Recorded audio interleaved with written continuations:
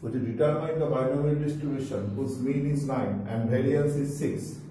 তার মানে np is equal to কত বলেছে 9, ভেরিয়েন্স মানে npq is equal to কত বলেছে 6।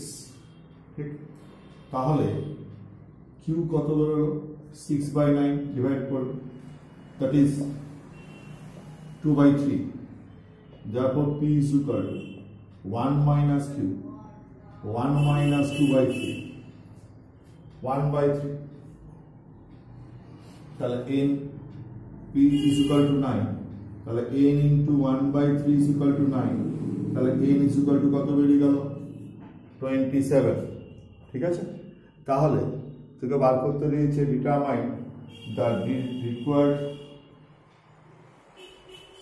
Binomial distribution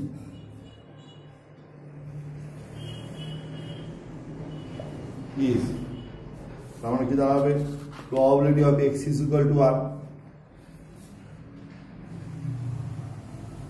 27 CR NCR p to the power r, p means 1/3 whole to the power r, q means 2/3 whole to the power 27 minus r। করলে হবে r এর ভ্যালুটা কোথা থেকে কোথায় দেখতে হবে।